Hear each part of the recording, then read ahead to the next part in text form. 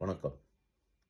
பொருளாதாரத்தை பொறுத்த வரைக்கும் உலகம் முழுத்திலும் எப்போவுமே வீழாத, டவுன் ஆகாத பிஸ்னஸ் வந்து ரெண்டு. ஒன்று ரியல் எஸ்டேட், அடுத்தது தங்கம். இந்த தங்கத்துக்குள்ளேயும் ரியல் எஸ்டேட் பிஸ்னஸுக்குள்ளேயும் போட்ட காசு எப்பொழுதுமே வந்து வீணாக போகாது.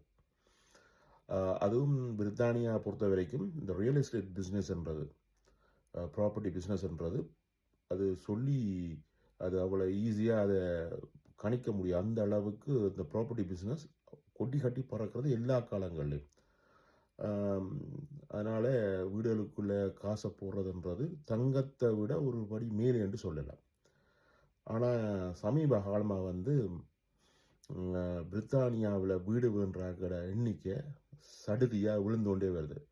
அதுக்கு காரணம் இங்கே உள்ள ஹை டேக்ஸ், உயர்தரமான வரி.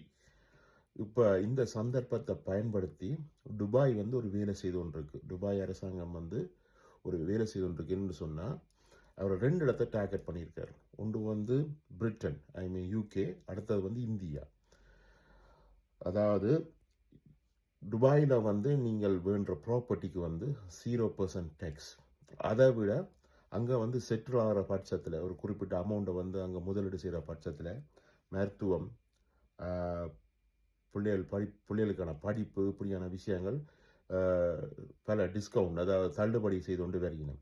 அது மட்டும் இல்லை, பிரிட்டனில் வேலை செய்கிற ஆட்கள், டாக்டர்ஸ், நர்சஸ், ஐடி, இது சம்பந்தமான கொஞ்சம் உயர்தரமான வேலை செய்கிற எல்லாரையும் அவங்க டார்கெட் பண்ணி துபாய்க்கு எடுத்துக்கொண்டிருக்கிறாங்க.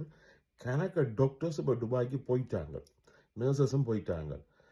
அதை விட என்ஜினியர்ஸ், இப்போ இந்த நாட்டை எந்த அளவுக்கு கட்டி வாரதுக்கு உதவி செய்து கொண்டிருக்கிற தொழில் சார்ந்த துறை ஆட்கள் எல்லாருமே வந்து இப்போ துபாயை பார்க்க போய் கொண்டிருக்காங்க.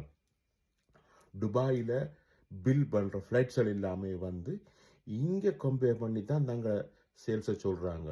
எந்தெந்த நாட்டில் என்னென்ன ரிஸ்க் இருக்குது. அமெரிக்காவில் நீங்கள் ப்ராப்பர்ட்டி வேண்டி செட்டில் ஆனால் என்ன ரிஸ்க் இருக்குது, இஸ்ரேலில் என்ன ரிஸ்க் இருக்குது, லண்டனில், பிரிட்டனில் நீங்கள் வீடு வேண்டி தொழில் செய்து அவங்களுக்கு என்னென்ன ரிஸ்க் இருக்குன்னு எல்லாத்தையும் கம்பேர் பண்ணி போட்டு பிறகு தங்கட நாட்டில் துபாயில் நீங்கள் முதலீடு செய்தால், வீடு வேண்டினா, படிப்புக்கா பிள்ளைகளை கூட்டி வந்தால், இல்லைன்னு சொன்னால் தொழில் சார்ந்து நீங்கள் டாக்டர், இன்ஜினியர், ஐடி யாராவது வந்தால் அங்கே உங்களுக்கான ஃபெசிலிட்டி என்ன, பெனிஃபிட் என்ன, எவ்வளோத்தை நீங்கள் காசு சேவ் பண்ணலாம், அரசாங்கம் இவ்வளோ உங்களுக்கு ஃப்ரீ பண்ணுதுன்னு சொல்லி இப்போ அவங்க மார்க்கெட்டிங் பண்ணிக்கொண்டு போகிறாங்க. இன்னும் ஒரு 10 அல்லது 15 வருஷத்தில் ஒரு தலை சிறந்த நகரமாக துபாய் வரப்போகுது. என்ன சொன்னால், ஒரு காலத்தில் லண்டனில் ஓடி வந்த ஆட்கள் எல்லாரும் வந்து துபாய்க்கு போக வேண்டிய சூழ்நிலை வரப்போகுது. என்ன சொன்னால், அவங்க பொருளாதாரத்தை மட்டுமில்லை, நிலத்தையும் மாற்றி கொண்டு வராங்க. ஒரு விவசாய நிலமாக மாற்றக்கூடிய வேலைப்பாடும் செய்து கொண்டு வராங்க, ஒரு பாலைவனத்தில் இருந்து கொண்டு. ஸோ காலப்போக்கில் வந்து துபாயை எல்லாரும் ஒருக்கா ஆச்சரியப்பட்டு அதிர்ச்சியப்பட்டு இப்போவே அவங்க வந்துட்டாங்க. என்று சொன்னால், அவங்க ஃபர்ஸ்ட் அடிச்சு பீட் பண்ணலான்னு இந்த ஏர்லைன் சர்வீஸுக்குள்ளால. என்ன சொன்னால், உலகம் முழுத்தில் அதிக டெஸ்டினேஷன் வச்சு ஃப்ளைட் ட்ராவலிங், அதாவது விமான சேவை செய்த ஒரே ஒரு நிறுவனம் எமிரேட்ஸ். அப்போ அதை இன்னும் 2 மடங்கு ஆக்க போகிறாங்க. டூரிசத்தை ரொம்ப பெருசாக்க போகிறாங்க, சீப் குவாலிட்டி ஆக்க போகிறாங்க. அப்போ அதுக்குள்ளே இப்படியான ப்ராப்பர்ட்டி பிஸ்னஸுக்கு இறங்கி அவங்க வேறு லெவலில் போய் கொண்டிருக்கிறாங்க. இது வந்து பிரிட்டனுக்கு ஒரு பெரிய சரிவு. அது இங்கே வர டூரிஸ்ட் எல்லாம் காலப்போக்கில் அங்கே போகலாம். ஸோ இது இப்போ நடந்து கொண்டிருக்கிற அந்த உலக போர் சம்பந்தப்பட்டு நடக்கிற விஷயம்.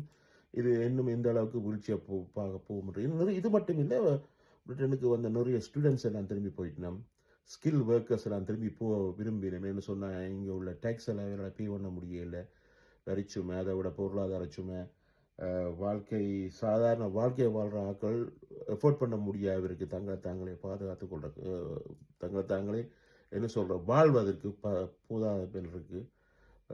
இது இவ்வளவு சிக்கலை கொண்டு வரும்னு தெரியாது. ஸோ டஃப் அண்ட் லைஃபாக போய் கொண்டிருக்குது பிரிட்டனில். நாங்கள் இங்கே நிரந்தரமாக இருக்கிறதால நாங்கள் இன்னும் இவ்வளோ பிரச்சனை பேஸ் பண்ண போகிறோம் தெரியாது, கொண்டு ஓடுவோம். ஆனால் இன்னும் முக்கியம் விஷயம், லண்டன் சிட்டிக்குள்ளே இருக்கிறார் என்ற நிலைமை வந்து கொண்டு இருக்கு. ஏன்னா அந்த அளவுக்கு புறநகரங்களோட பார்க்க இங்கே எல்லாமே அதிகமாக இருக்குது. அதையும் தாண்டி தான் பயணிக்கணும். நன்றி, வணக்கம்.